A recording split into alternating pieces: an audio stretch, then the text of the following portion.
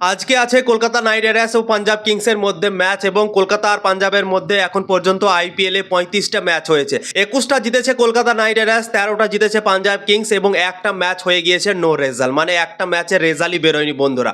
তো রেকর্ডের দিক দিয়ে কলকাতা নাইট রাইডার্সের পাল্লাটা ভারী আছে, কিন্তু রিসেন্ট ফর্ম কলকাতা নাইট রাইডার্সের ভালো নেই। দুটো ম্যাচ খেলে দুটোই হেরে গিয়েছে এবং পাঞ্জাব কিংস দুটো ম্যাচ খেলে দুটোই জিতে গিয়েছে। তো রিসেন্ট ফর্ম খুবই ইম্পর্টেন্ট হয় এবং পাঞ্জাব কিংসের ফর্ম এখন দারুণ চলছে। তাদের বলিং, তাদের ব্যাটিং সব জায়গায় কামাল করছে পাঞ্জাব কিংস এবং দুটো ম্যাচ জিতে গিয়েছে। এবং অপরদিকে কলকাতা নাইট রাইডার্স ভালো পারফরমেন্স করতে পারেনি, দুটো ম্যাচে দুটোই হেরে গিয়েছে।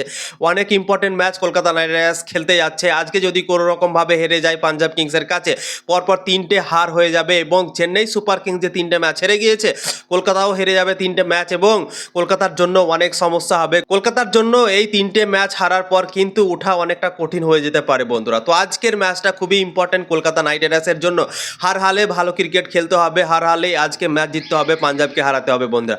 পাঞ্জাবকে কলকাতা নাইট রাইডার্স অনেকবার হারিয়েছে, 21টা ম্যাচ জিতেছে পাঞ্জাবের কাছে 35টা ম্যাচের মধ্যে। তো অবশ্যই কলকাতা নাইট রাইডার্স যদি ভালো ক্রিকেট খেলতে পারে তো অবশ্যই ম্যাচ জিততে পারে বন্ধুরা। তো কলকাতা নাইট রাইডার্সকে বলিং, ব্যাটিং, ফিল্ডিং সবকিছুই কামাল করতে হবে, সবকিছুই ভালো করতে হবে, তারপরে কিন্তু কলকাতা ম্যাচ জিততে পারবে, না হলে কিন্তু হবে না ভাই।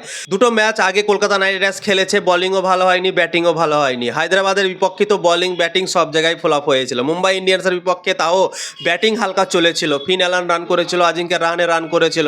তো প্রথম ম্যাচে ব্যাটিং একটু চলেছিল, কিন্তু দ্বিতীয় ম্যাচে পুরোপুরিভাবে ফ্লপ গিয়েছিল হায়দ্রাবাদের বিপক্ষে। তো কলকাতাকে ম্যাচ জিততে হলে সব ডিপার্টমেন্টে ভালো ক্রিকেট খেলতে হবে, বলিং, ব্যাটিং, ফিল্ডিং, তারপরেই কিন্তু ম্যাচ জিততে পারবে।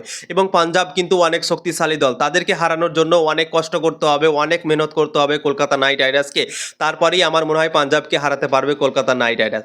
তো অনেক ইম্পর্টেন্ট ম্যাচ আজকে কলকাতার জন্য, হার হালে আজকের ম্যাচ জিততে হবে এই আইপিএল 2026 সালে কামব্যাক করার জন্য দুটো ম্যাচ হারার পর বন্ধুরা। তো আজকে যদি জেতে তাহলে কলকাতা নাইট রাইডার্সের ভালো একটা কামব্যাক হবে, যদি হেরে যায় তাহলে কিন্তু অনেক সমস্যায় পড়বে বন্ধুরা।